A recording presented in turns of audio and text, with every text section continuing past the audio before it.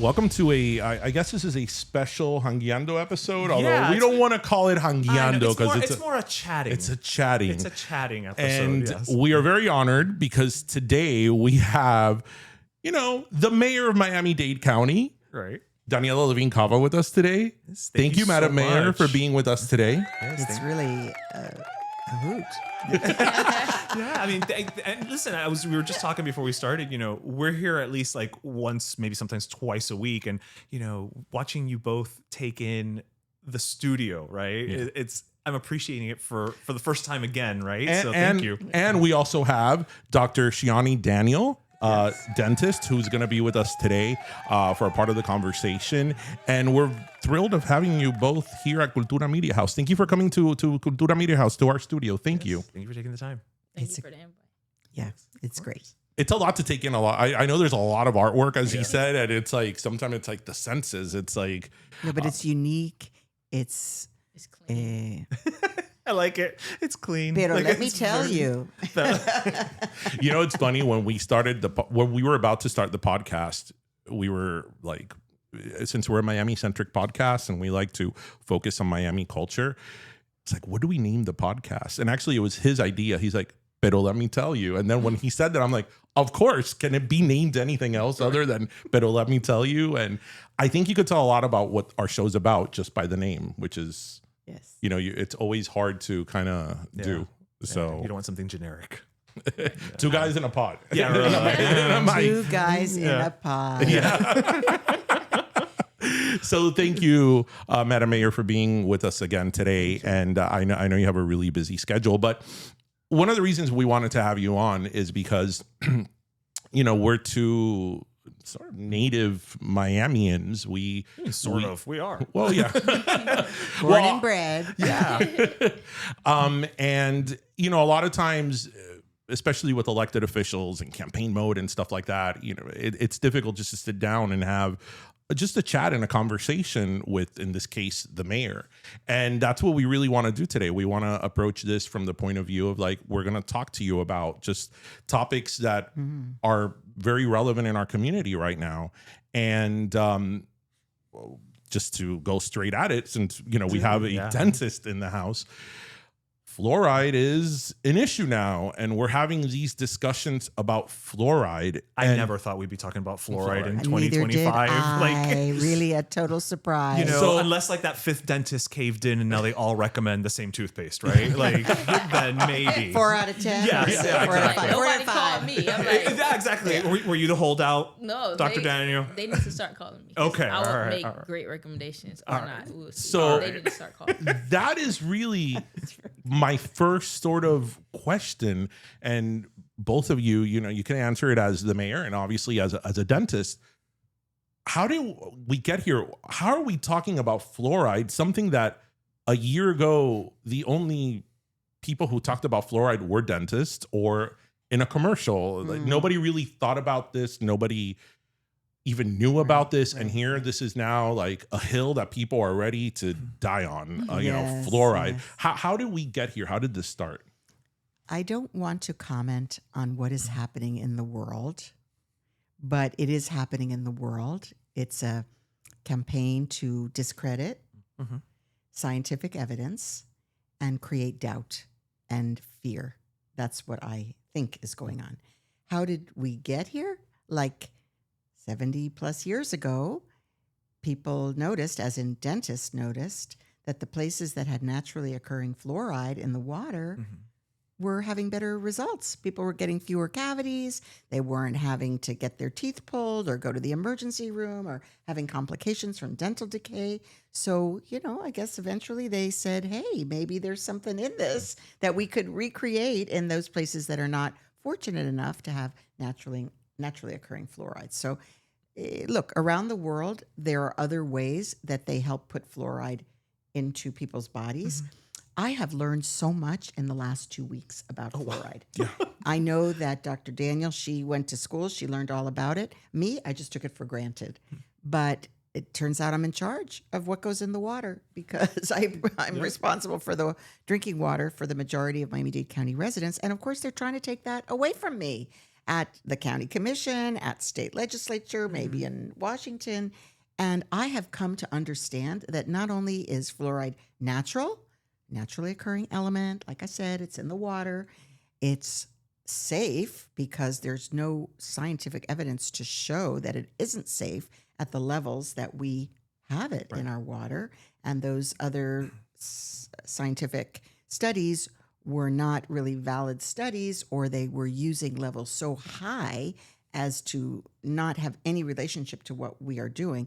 But finally, apart from all of that, because you could maybe live without it, it's necessary. That's what I've come to understand. So I have become extremely passionate, quite the zealot for keeping fluoride in our water to protect our teeth. And it's our children, of course, because their teeth are being formed from infancy, from before infancy. They're being formed in their mouths, teeth that they need for a while, and then the permanent teeth they need for a lifetime. And we know not everybody gets good dental care, good preventive care. You could use a fluoridated toothpaste. It's a different kind of fluoride. It's only superficial. It's not inside. So this is really what we need to do to protect people's health. Okay. I agree 100%. Yeah. I learned, right? No, yeah. These are all the things we've been talking about for the past 2 weeks. You know, boots on the ground, advocating for this stuff because, you know, we're fortunate to have toothpaste. We're fortunate to be able to go to the dentist, but not everyone is able to. And in these positions, especially in the mayor's positions, we have the responsibility to take care of everybody. And when we make decisions like this, we can't just think about ourselves. We have to think about everybody that may not have the access that we have, may not have the funds to go to the dentist, may not have access to simple things like toothpaste, like we take for granted, right? Or even if they do, they may not know how important it is. And in the era of social media, things that seem like they make sense, but they're not always true, sometimes we get lost and we forget about the science. And there is data that has been in place for decades that show that fluoride is safe, especially at the levels that we use in Miami-Dade County. And the good thing that I've learned from being around the mayor and being at these roundtable discussions is that we even have the water and sewer department who make sure that if we say that we need 1.5, if we say that we need 0.7, which is what we have, we actually get that. And this water is being tested hundreds of thousands of times a year to make sure that not only if it's safe for fluoride, but it's also safe from pesticides. It's also safe from everything. So it's being tested across the board. So it's being tested all the time. And so when scientists give the data to the sewer department, and when they give the data to the mayor, all of the decisions that we make is always based off of science. And that's the only way we know. And it's okay to have questions, right?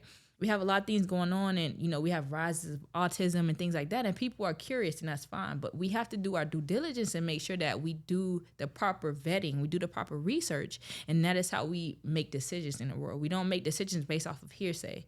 We have to make decisions based off of science, and we have to trust our scientists that spend sometimes their entire lives dedicated to the profession to make sure that they are knowledgeable and they're able to get this information to us accurately with proof that it works on a non-biased way. I think a lot of people fail to realize science and data, everything behind it, how, as you said, scientists spend a lifetime or their whole career working on just one specific thing. And peer review studies is so important. That's what really validates a lot of these what research. And my question to you, especially as a dentist and, you know, a doctor, somebody who's an expert in this field, what is the basis that you know of that a lot of people are questioning this? They're talking about certain research, as a mayor said, that was invalid.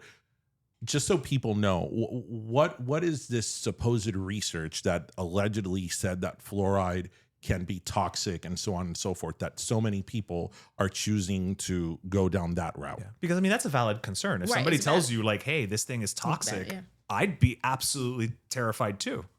So there's two things. So there was a study done, and this study was done in different parts of the world. So in different countries, and in those different countries, they have different standards for what they deem to be acceptable for fluoride levels.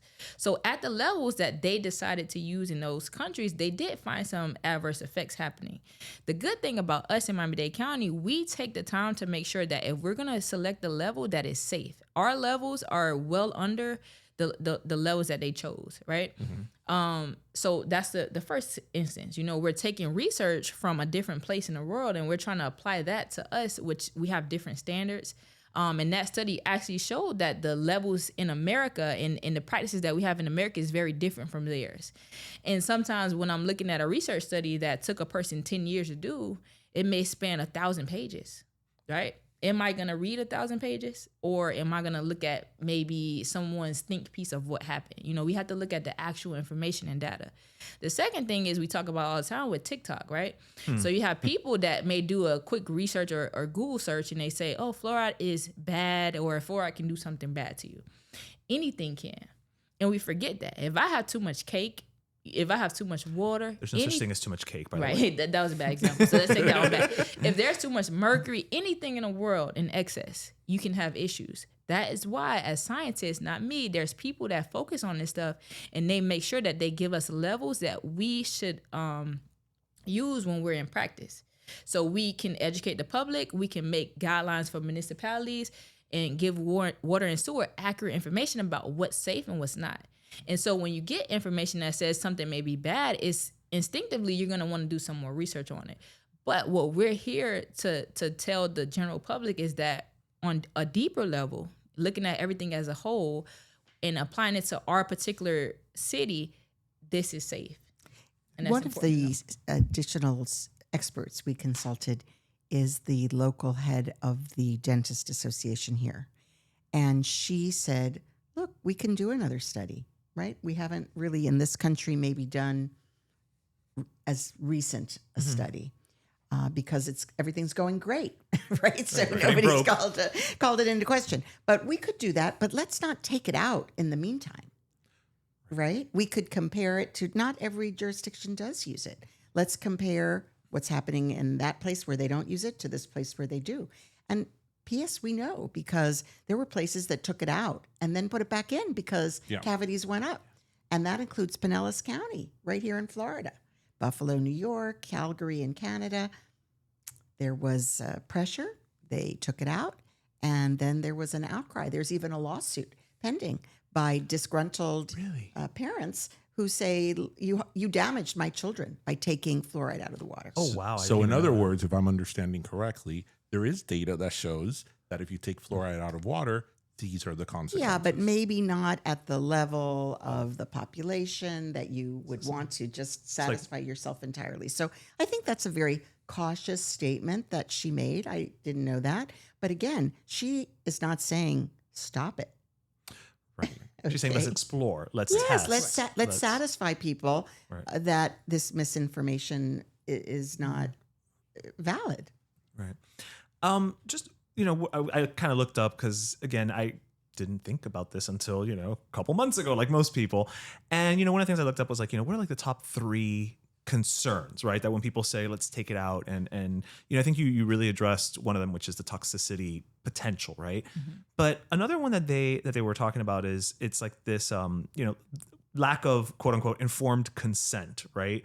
Which is like, well, I didn't say you could put it in my water and you're doing it for me.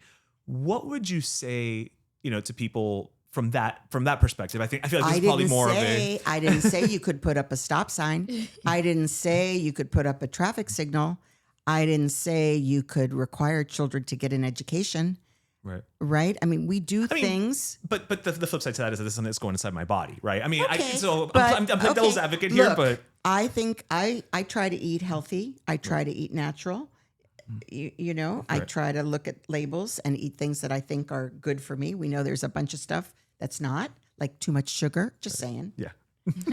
Although you said cake. I love me some cake. Okay. But okay. All right. Got it. We like to say everything in moderation. This is my husband. He's a physician. He says everything in moderation, including moderation.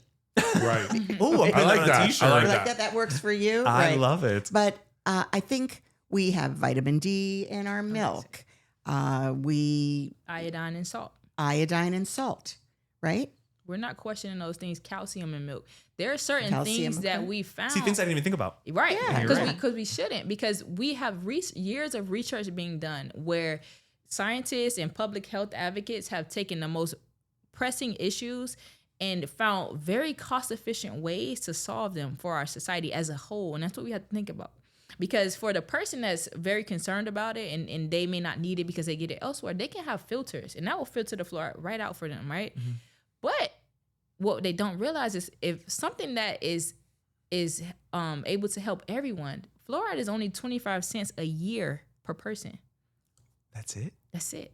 Oh, how much would a filling cost per year for a person? How much does a root canal cost per person? Tell them, because your data is great on this so point. this is the example I thought about on the fly that day. So we're taking something that we say is 25 cents a person a year. It's how much it costs the Miami-Dade County to put fluoride in, right? 25%. That free thing, if it's not being done or if it's not being done well, that converts to a $200 filling, right? Because if you have no fluoride, you have cavities, right? They start to build up and now you have a filling. That's a $200 filling. Now, let's say if we don't get that filling addressed, now we go to a $1,500 root canal. And let's say we don't get the root canal in time, we have to pull the tooth. Now we have a $3,000 implant. But that's just for people that can afford to go to the dentist. So what about the people that can't? What about when that tooth that never got touched from when it didn't have fluoride to now it has an infection and now we have to go to the ER visit. So now we have an ER visit. And what about the people that don't make it in time? Right. Death. So it's something as simple as that, which we still see sometimes because not everyone is going to take care of their teeth. But how are we prepared to deal with our society that we are already in a time of inflation? Things are already high. You know, people can barely afford the dental treatment that I'm seeing now. It's tough, right? How are we prepared as a society to deal with this on a larger scale, on a 2.5 times scale? How are we prepared to deal with it? Do we have things in place to give people free dentistry? We don't, you know? And so we have to be able to think about these things that, yes, we may not like it, but not everything that we like, that's not how society works. We have, if you don't like it, we have filters for it, but we need to make sure we protect our community as a whole. Yeah, I want to mention a fact that I found very significant, that in the Black community, twice the level of cavities as in the Caucasian community. Just think about that. Now, whether that's what are all the factors that lead to that? But again, we're thinking about the whole. We don't have water for Black people and water for white people, right? We have water. And by the way, some of the healthiest, best tasting water anywhere, our water is rated very high. That's so true. It is. That is so true. Don't drink the water in Orlando. I'm sorry. It's just no. Well, I'm not casting any aspersions on that. I'll do it for you. I'm glad you mentioned that because context is everything. And when people use the word toxicity, what does that really mean? Because I too have read a lot about this. I'm the parent of a special needs child, and you know, anytime anything related to my son's special needs come out, obviously that's like an alert for me, and I really start researching and reading about that.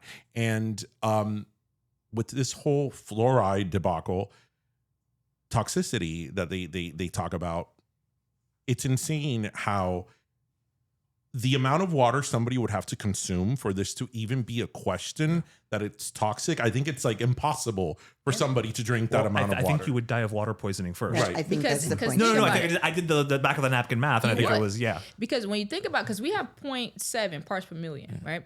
So that means I will have a pool of 1 million drops of water, and I won't even have one drop. I will have 0.7 of a drop in there. Right. That can't hurt anyone, Right. you know?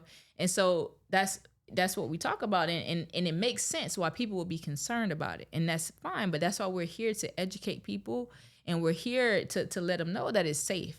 And we drink water all the time. You know, I'm not asking where is the water coming from because I trust it. When I get my cleanings, I put fluoride on my teeth. I use fluoride toothpaste. I wouldn't use anything that would hurt me, would hurt my family. You know, sometimes you have people recommend things that they never use. This is something that I grew up doing. I grew up drinking from the water hose. You know, It was just a part of life, being outside. And it's not something that we ever thought about because we know that the water here is safe. Right. And we just want to make sure that people understand that, and that if they have any questions, their research is there. The same way we find it, you know, you guys can find it too. And even ChatGPT. I talked to ChatGPT, and they'll tell you the truth. They'll tell you the truth about fluoride. Any questions you have, you can look it up, especially the water in Miami is safe. the fluoride levels that we have. If we go up a little bit, we may have to do a new roundtable. But at the levels that we're talking here, we have nothing to worry about. So we keep talking about the levels and obviously that our levels here are safe. I am curious, and I don't know if you guys can even answer this question. When they cite all these studies, obviously they talk about these studies and we look at it and it's like, yes, but this is happening. It's from country X, country Y, right? Why does it vary so widely, the levels, even amongst, probably even amongst states, right? Like, why isn't it just like a standard, like everybody's using the 0.7, right? Well, the recommended level of 0.7 is a national recommendation. Sorry, I mean just like globally, because they do different things in different countries. Okay. So I'm just curious. Their water treatment systems might be different. So I also was curious about that. What do they do in other places? One place I heard they put the fluoride in the salt. Mm-hmm. Yeah, I had read about that. So it'll never show up in a water test because it's in the salt, right? Well, meaning when you buy salt, it has fluoride in it. It's an additive to the salt. Right, but when they point to country X, that is, they don't have it. They don't have it in the water, right? But it's in the salt. No, but so even in some of the studies, like Dr. Daniel said, they were comparing a place that had it at a very similar level to ours. I think it was 0.8, and a community that didn't have it.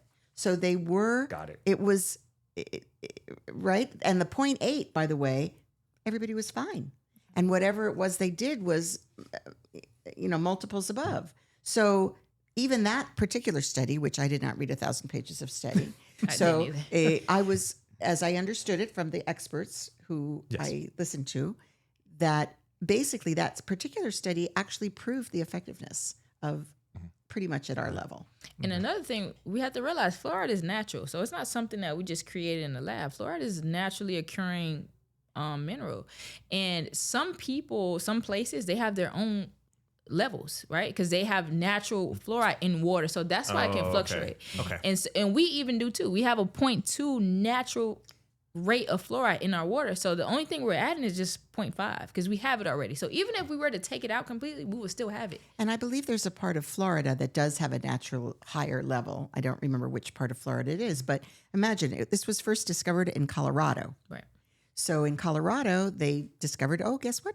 Teeth doing great. And then they looked and they saw this naturally occurring fluoride at a certain level. And then I was told the first place they actually did the additive was in Michigan. Yeah. In Grand Rapids. Yeah. Mm-hmm. How would you say, and this question is directed to you both, obviously as a mayor and as a dentist, how would you say social media has played a role in this situation? From an administrative level as a mayor, and just fighting this as a every day professional in your practice. Well, she has a lot to say about TikTok. I'm not a user. I don't really know, but she's using it to try to get the message out. So let's hear from Dr. Daniel on that. But I do want to mention again, we live in a society that is, I would say, easily seduced by a clever hashtag or headline. And so it is proven psychologically that if you repeat something often enough, it becomes believable. Yeah. And of course, people don't want to hear about something's toxic or dangerous to their children. Of course not. So that's easy for people to kind of latch onto.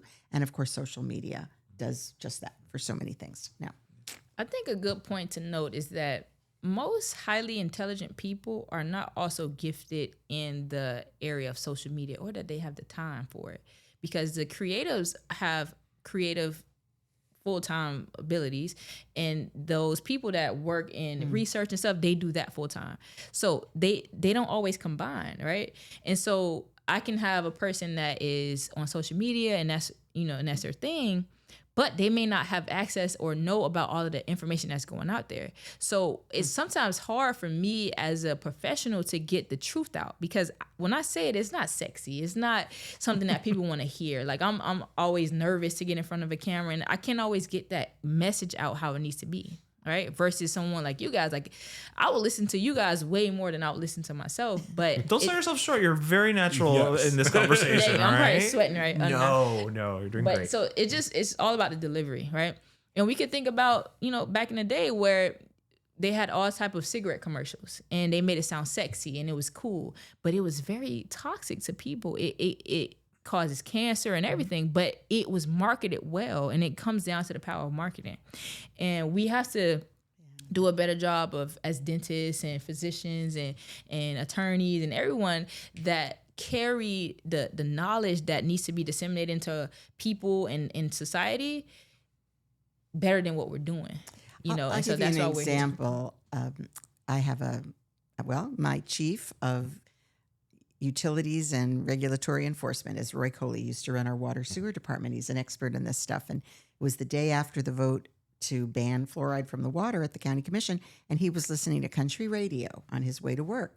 And they were saying to each other, whoa, what's this about fluoride? Everybody's talking about fluoride. And, well, what do you think? When the two of them said, we don't know. What do we know about fluoride? And so it was said, well, who would you talk to? Who would you trust? And who would you trust with your teeth? Oh, my dentist. Oh, yeah, I think I'm going to go talk to my dentist about fluoride. Mm-hmm. Yeah. So I think it's so important. And you are really natural. You are very persuasive. But if you've got a bunch of people that are not expert and they're passing on fear headlines, people will consume that. And it is on us to get the word out. I have been doing the fluoride circuit for the last 2 weeks. And I have been super impressed with how everyone I talk to in the media, and it's both conservative and not so conservative media, radio, TV, English, Spanish, even Creole, they're all going, what happened here? Like, isn't fluoride good? Don't we have it in our water? Like, why all of a sudden? That's why that was my very first question. How did we even get here? And it's not even that people have an When in opinion. doubt, It's take it this, out. like, So I guess fervor. he has a doubt and he wants to take it out. Yeah. How did we even get here? But then remove yourself from the equation. Like, go get the filter, right? Like, because you can afford it, right? And you don't need it. And Yeah, that's but fine. again, it's the passion with which all of a sudden in the last, you said a year, I think it's less, people are willing to die on this hill out of nowhere, right? And look, I understand to your point of like the cigarettes, right? Like, look, once upon a time, I mean, you would smoke while you were pregnant, and then when the kid came out, you smoked in their face. Like, I mean, and it was just what you did. So things do change. We get more knowledge. And right. by the way, I was thinking about the smoking example, and we know that the cigarette companies lied to us. They concealed data. Right. They made it sexy. They used stars, all that. And when it finally came out, how did it come out? It was someone found the memo in which they lied about the information. Right. And so then people were mad. So anger is a big motivating factor. Like, oh, you're lying to me. You're cheating me. Then people, right? And that is how they did the anti-smoking campaigns. And my son was involved as a kid. They designed TV ads. There was money from the smoking settlement for kids to do public information campaigns that were cool, that would appeal to other kids. So, that's and what we there's have a to lot do. of mistrust too, in society. It's like, who do you trust? Who do you believe? And I think the only thing that we have that's true and tried and tested is science, and Please say that again. Science. Yes, say that Because again. everything- Say that For the again. people in the back, Yeah. not social media influencers. And we have to be able to trust the science, because how would we drive? How we fly planes? All of those things that we trust on how we live and how we go about our day-to-day lives, we can't just tear it down just because people don't like how it sounds, or just because people don't, they're not informed on it. It's nothing to just do some research. It's nothing to even go on AI and let it teach you. I can ask Alexa a question and she will tell me the answer to it. And the research is there. The information is there. But when we choose to not rely on that and focus on how we feel and what we think, and just because we have a crutch that we don't think that something feels right, that's not how we have to operate as society. That's when we're going to start to see a lot of chaos. Yeah, it's I think just social media. I mean, I'm not saying anything nobody's ever said before, but I just think social media now just has such an effect on the way people just even think, because I believe that we wouldn't be having these conversations if it was for social media. And my worry is whether it's fluoride or something else, that people are basing their opinions on very, very important matters that affect their lives and the lives of other people, on influencers, not science, on people that want to sell you a course, want to sell you a detox, want to sell you a diet, and are called, so-called experts, without no credentials, scientific training, peer review, as we talked about. And I think that really is that's very challenging and concerning. We have to teach our children to value facts and real information. Yeah. I don't know that we're getting that. We're dumbing it down. I also think that, even if you try, I mean, to your point about the social media, the social media voices are not just louder, it's literally in our pocket. Yeah. And so it's, you try to instill this in your kids and I'm giving credit to parents, right? I think parents want the best for their children at the end of the day, but it's hard when, 20 hours of the day is being on the phone and listening to all these other voices telling you sometimes even contradictory things, right? I wish places like Colgate, places like Sensodyne and Crest, I wish they would partner up with dentists like myself and run our own campaign. I'm surprised they haven't done PSAs. Me too.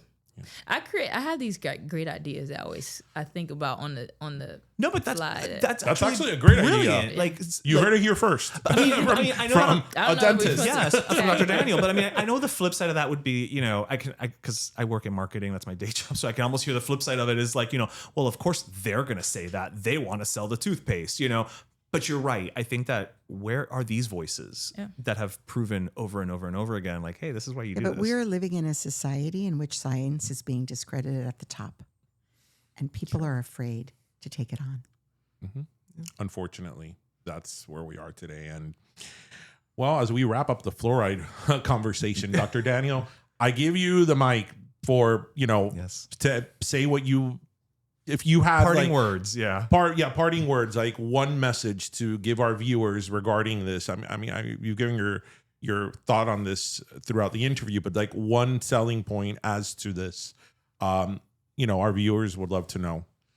What I want people to think about and consider when we think about taking things that are proven to be safe out of water, such as fluoride, I want you to think about missing days from work.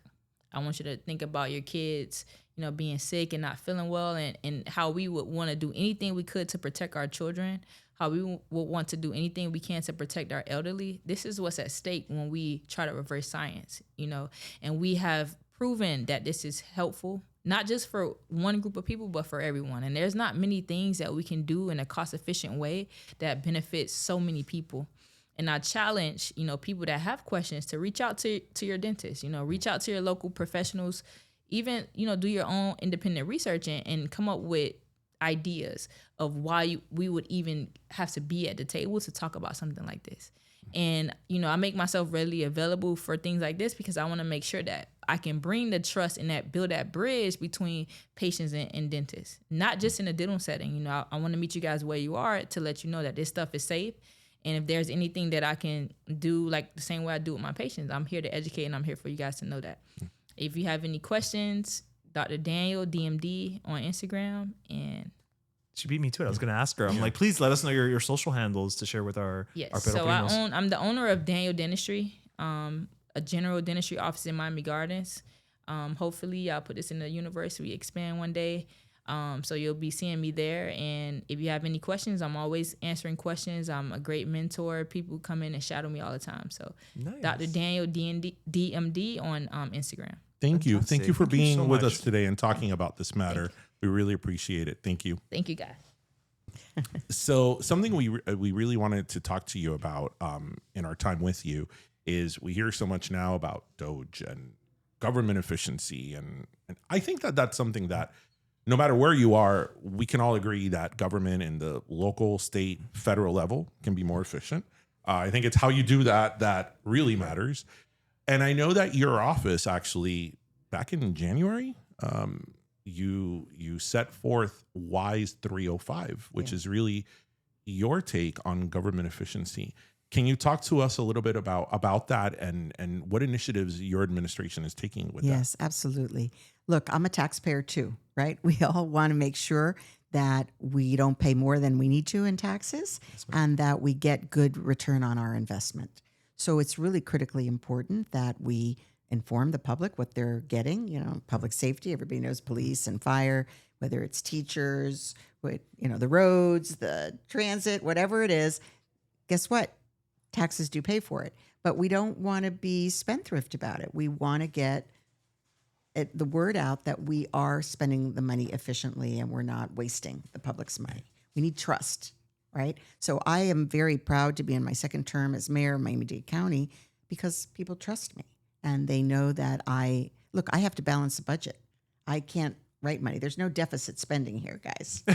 That to be said, I did 2 times as mayor actually reduce the millage rate.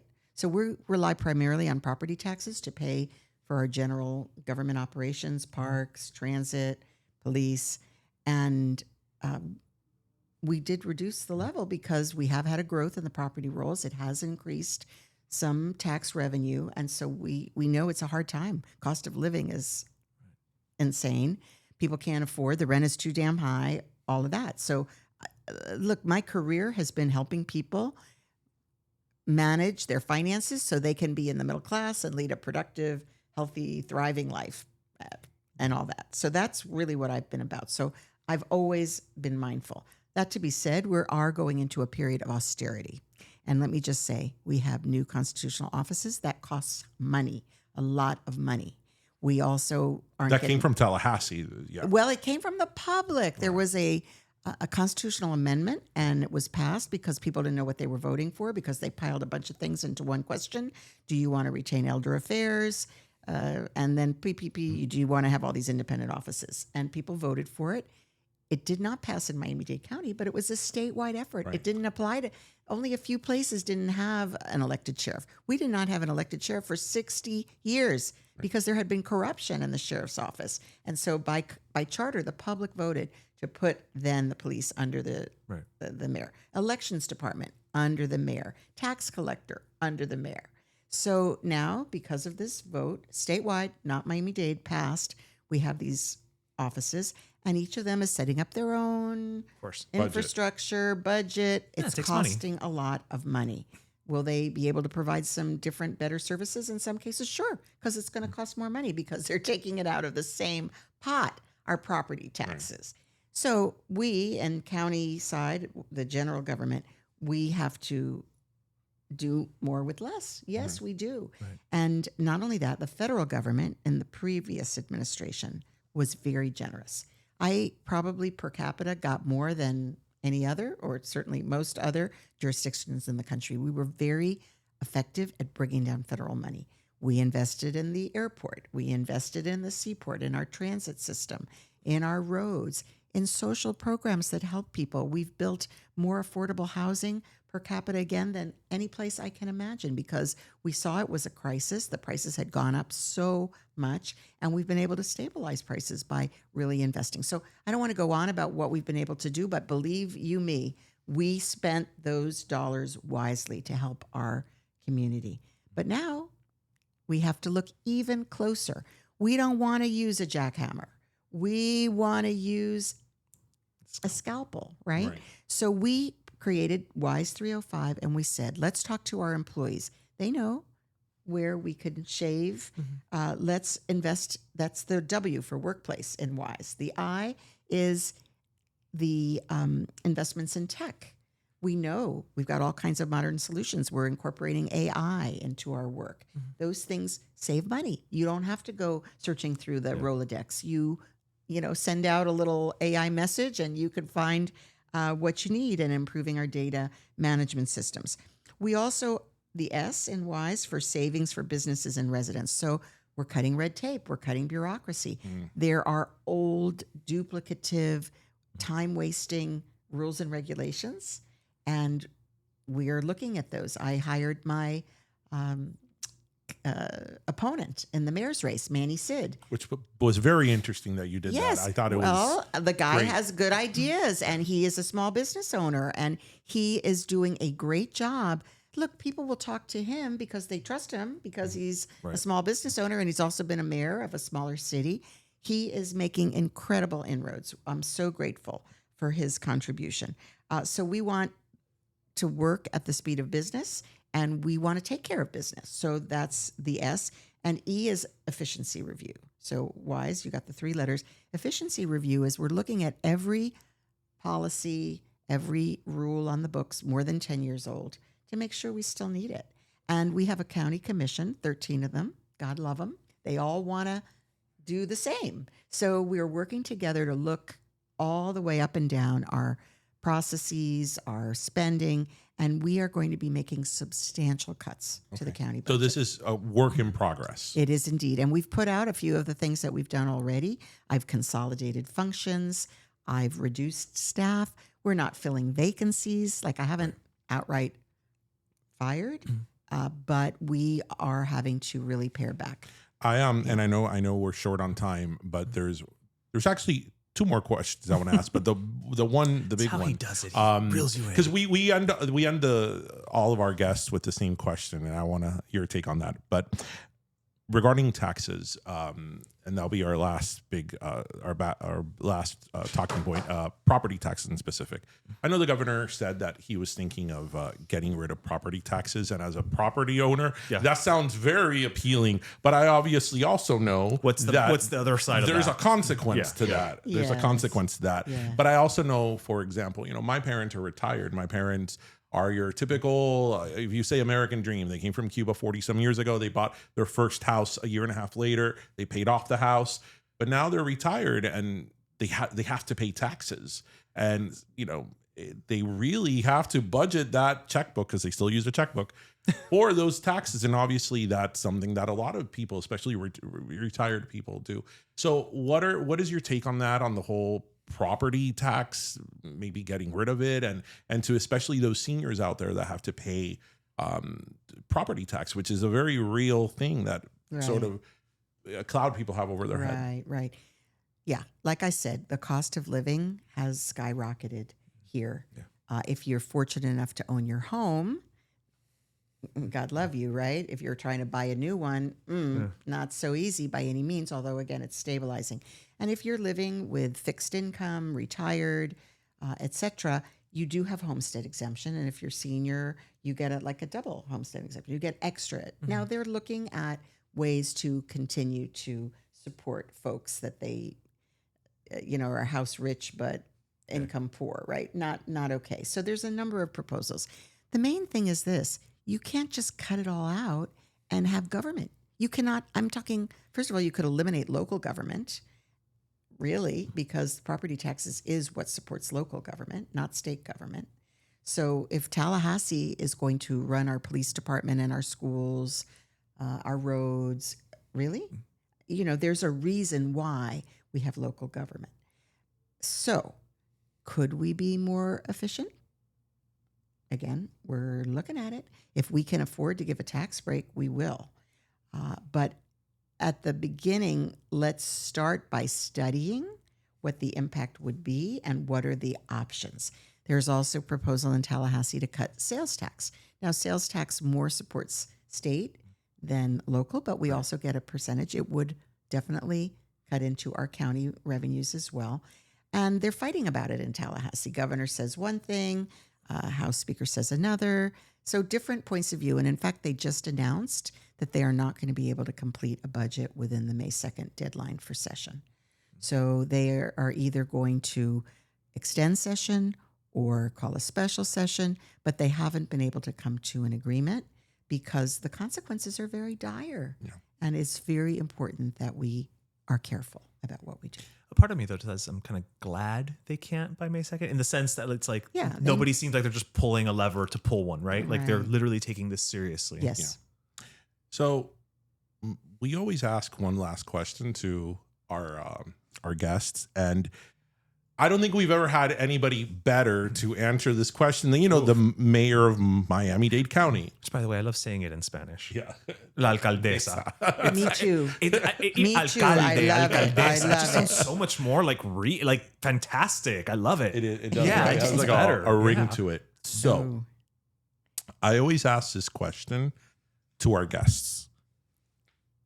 If you spoke to somebody maybe in another part of the world or even the country who didn't know anything about Miami, just knew Miami was on a map, didn't know anything from Miami, nothing. In one or two sentences, how would you describe Miami? Yeah. It's the hardest question I've asked. Well, fortunately for me, I get to think about it all the time. And it took me 10 years to fall in love with Miami. wasn't that open-minded, but it's changed. We are, in my opinion, not just the most diverse, but the most unified and the most dynamic place on the planet. Just the art, the color, the food, the music, the appreciation for all that we have. People are here because it's exciting. It might be expensive, and there might be traffic. Might be traffic. That's a whole other 1 hour conversation. There's not time for that question. Okay. No. So, but said and done, we live in paradise, and we know we do, and the world has discovered us. Well, there you go. we'll You put it heard right. it directly from the mayor. I mean- so Madam Mayor, thank you so much for being on our show and taking time to be with us. I know you have a lot going on, so the fact that you came to our studio means the world to us. Pero let me say, I told you. Thank you, Jennifer gentlemen. Murray, thank you. Okay. Thank you so much.